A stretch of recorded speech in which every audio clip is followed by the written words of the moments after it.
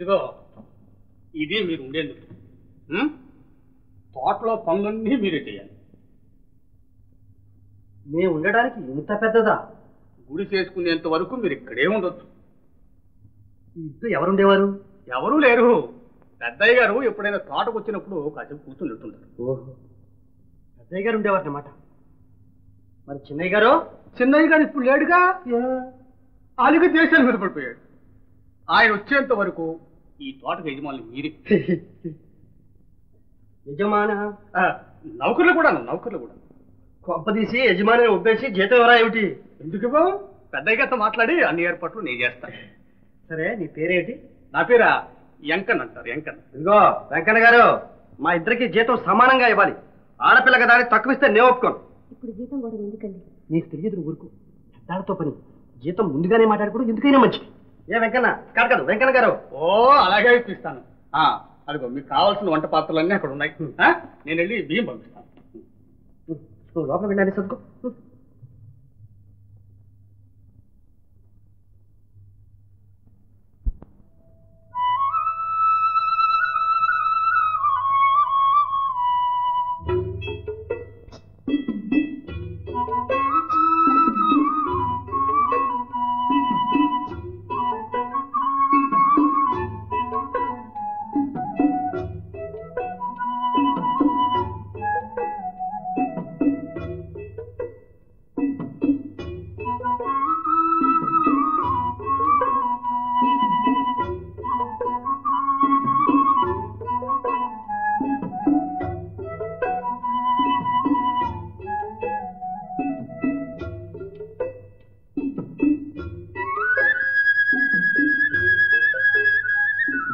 సరోజా, నాకు దాహంగా ఉంది. ఒక కొబ్బరి బండ మట్రా.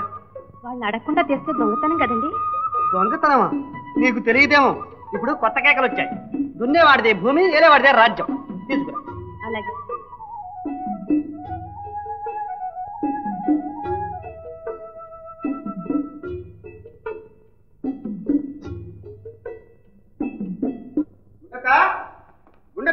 ఎవరు నువ్వు?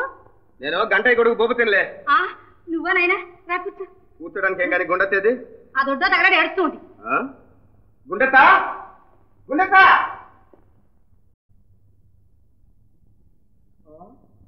ఏమిటి గుండెత్తా ఇక్కడ కూర్చున్నావు? అశోకవనంలో సీతమ్మోరిలాగా.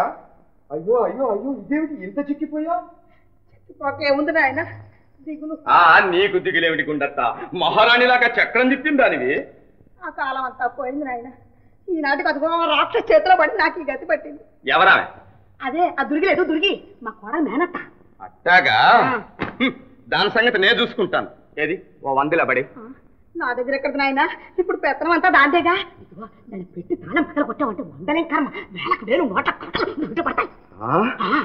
వస్తా.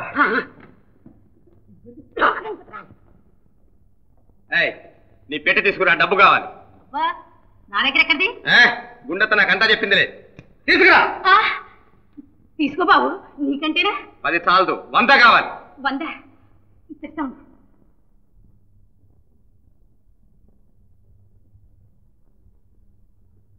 తీసుకో ఆయన, ఇదంతా నీదేగా. అయితే మీ నాన్న నీతో ఏం చెప్పలే? ఏమిటది? నాకు వెనక ముందు ఎవ్వరూ లేరు. నిన్ను పెంచుకొని మా బావ కూతురు నీకిచ్చి పెళ్లి చేసి నా ఆస్తి అంతా నీకు అప్పచెప్పాలని గంపడాస్తో ఉన్నాను. అవునవును, మా నాన్న చెప్పాడు, నేనే మర్చిపోయాను. వస్తా. చూడైనా డబ్బు వృధాగా ఖర్చు పెట్టకు, నా కష్టార్జితం. అదే ఖర్చు చేయను.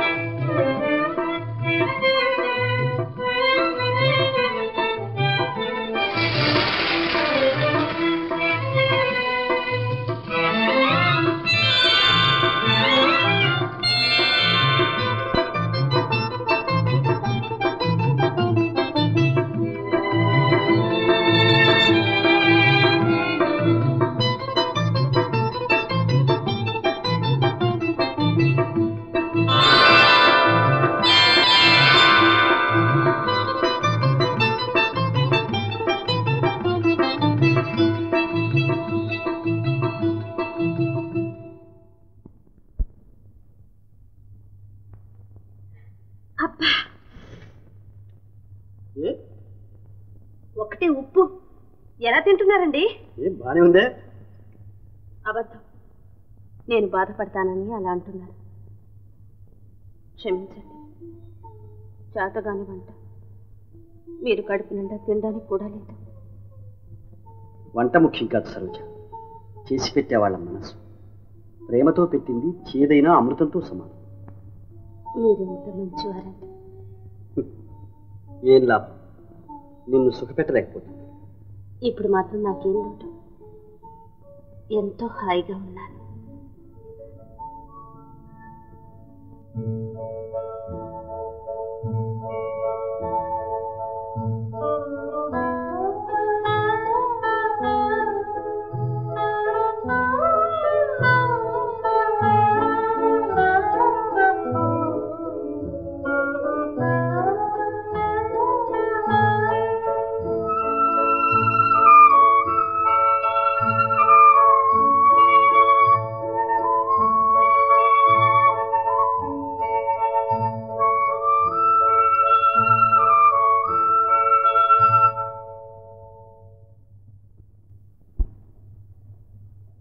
వచ్చావా నాయనా?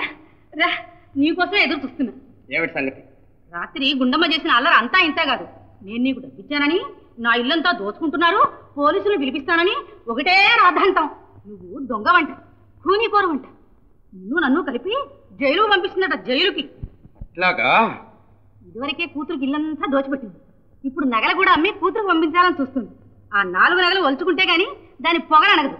రా పద. లోపల తప్పున్నావే, రావే బయటికి. దిగవే కిందకి. ఏమిటి రాత్రి కూసావు? ఇప్పుడు కుయ్యి. అబ్బాయిని జైలు పంపుతావా? ఏది పంపు చూద్దాం. మాట్లాడవే. నేను ఎప్పుడన్నాను అయినా? నేను ఎప్పుడన్నానే? అనలేదు.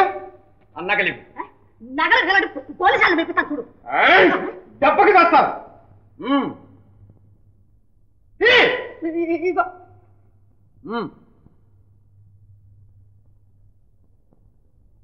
గొలుసు, వృద్ధులు. పోలీసుల్ని పిలిపిస్తుందట. దీన్ని లోపల నెట్టి గొళ్ళెం పెట్టు. పదవే. అది కాదే